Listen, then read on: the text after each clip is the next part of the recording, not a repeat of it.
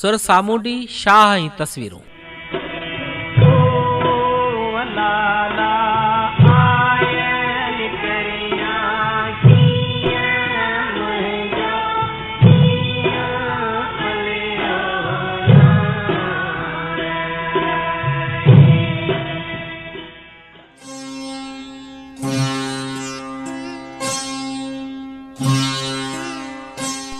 सियारे जी मौसम जेका मौसमुनि में नंढी मौसम आहे, जेका दिसंबर खां शुरू थिए थी ऐं फेबरवरी ते ख़त्म थिए थी। सियारे जे सर्द हवाउनि जो ज़िक्र सिंधी शाइरीअ में ख़ूब मिले थो। शाइरनि जे शहनशाह भलारे भिट धणीअ जी शाइरी इंसानियत जे लाइ हिकु आला मिसाली पैगाम आहे त ज़िंदगीअ जे सभिनी रुखनि जो अक्स बि आहे, छाकाणि त हिकु शाइर जी शाइरीअ में संदसि माहौल जो दाख़िली तोड़े ख़ारिजी कैफ़ियतूं शामिल हूंदियूं आहिनि। शाह जी शाइरीअ में जेके सुर पाणीअ सां तालुक़ रखनि था, उन्हनि में सुर सारंग, सुर सामूंडी, सुर घातू ऐं सुर श्री राग आहिनि। असां सुर सामूंडी जे वणझारनि जो ज़िक्र कंदासीं। सुर सामूंडीअ ते इहो नालो उन जे मज़मून मुताबिक़ ॾिनो वियो आहे, छो त उन में सामूंडियुनि जो ज़िक्र अचे थो। ईअं खणी चइजे त सुर श्री राग में आयल तस्वीर जो ॿियो पासो सुर सामूंडीअ में पेश थियल आहे, छाकाणि त सुर श्री राग बि महराण, मुअल्लिमनि, गवासन, सामूंडियुनि, ॿेड़ियुनि, ॿेड़ियातनि, गौराबनि ऐं जहाज़नि जो ज़िक्र आहे। सुर सामूंडीअ में शाह साहब वणझारनि ऐं उन्हनि जे वञनि जो ज़िक्र कयो आहे। वणझारनि बिना वञूं कीअं थियूं घारीनि ऐं कहिड़ियुनि कैफ़ियतुनि मां गुज़रनि थियूं।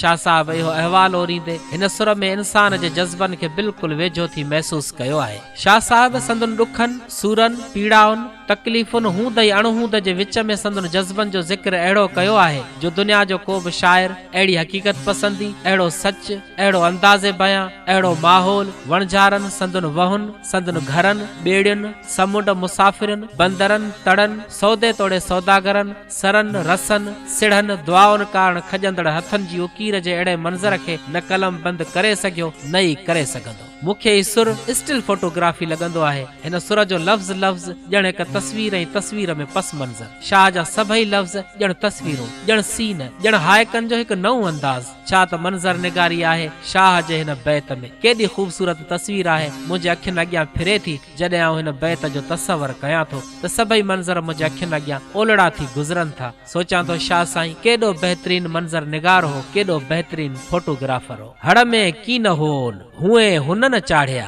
सारो ॾींहुं समुंड ते लही सिज वयोन, जॾहिं साईं सबब कयोन तॾहिं सुतड़ थिया सयद चए। हिकु औरत जो उधमन खे सम्झण जी सलाहियत ॾिसो। यकीनन हिन बैत जे सिरजण वक़्तु भिट जो शाह बि वणझारी औरत जी उन कैफ़ियत मां गुज़रियो हूंदो। खेसि हिन तस्वीर जा चिट चिटण ताईं वणझारी थियणो पियो ई हूंदो। इहो ई सबबु आहे जो हिन बैत खे पढ़ंदड़ ऐं ॿुधंदड़ हीअड़ो ॿुॾंदड़ ॿेड़ीअ वारे कर्भ मां गुज़रे थो। हीअड़ो ॿेड़ीअ जा ॾुतड़ पिए ॾींहं थिया, पुछो तान पिरियां कर लाहू थी कॾहिं। ॾुखे तड़ ते पयल ॿेड़ीअ जियां वणझारीअ जे दिलि खे ॾुतड़े ॾींहं थिया आहिनि। सफ़र ते वयल वणझारो वेझो आहे ई कोन। सामूंडियुनि सां थियल संग सरापा सिक आहे, छिक आहे। वणझारनि जूं वनियूं वणझारनि खे वींदे समुंड में लहंदे अखियुनि सां ॾिसनि थियूं। उन वनीअ जो कहिड़ो हाल हूंदो जेका पंहिंजे वर खे उन पाणीअ में लहंदे ॾिसे जंहिंजी माप जी मलाहनि खे बि ख़बर न हुजे ऐं वणझारी एतिरो बि ॼाणंदी हुजे त वञण वारा वरी वापसि ईंदा बि अलाए न। वञण वारा वञनि त था पर वापसि अलाए बि कॾहिं वरंदा।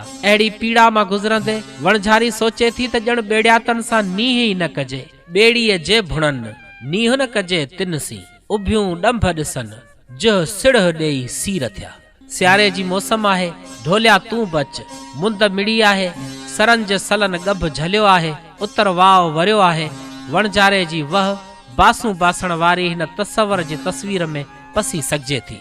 सर निसरिया पांध उतर लॻा आव पिरी, मूं तो कारण कांध सैसी सुखाऊं कयो। शाह साईं हिन मौसम दूर वींदड़ वणझारनि ऐं संदन घर जे गुरबत जो हाल बि हिन सुर में बयानु कयो आहे। वणझारीअ जे घर में सुञ वाका थी करे गुरबत में गुज़ारे जो हाल इहो आहे जो घर में भाॼी गुंधण नाहे त का ॻाल्हि कान्हे, सरी थी वञे। पर वणझारे जे घर जी तस्वीर में त शाह कमाल कयो आहे। हिकु ग़रीबाणू घर, सामूंडीअ जा विल घारींदड़ बचड़ा जिन जो पीउ अणॼातल सफ़र ॾांहुं वियल हुजे, उतर जूं ओतूं त ॿिए पासे संदन घर में पाछी बुड़ी उधारे थांवन वठण जो मंज़र आहे ऐं शुकारा भरींदड़ बेवाह वनी। पस मंज़र में सामूंडी असां उधारा आणे आवंग चाढ़िया, मुंह ॾेई मुंह आया समूहा सियारा उभरन सेकारा पसियो वर ॿियनि जा। शाह साहब हिन सुर में हिकु काइनाती हक़ीक़त इहा बि बयान कई आहे त ख़ुशीअ में इंसान सभु ॾुख विसरियो वञे ऐं ग़म अहिड़ो मर्ज़ आहे जंहिंजो को ॿियो मिसाल ई कोन्हे। ख़ुशीअ जहिड़ी खोराक कोन्हे ऐं ग़म जहिड़ो मर्ज़ कोन्हे। हिन हक़ीक़त खे बयान कंदड़ ही शाइर जिते किथे अखुट उमेदुनि जो आसरे वंद आहे।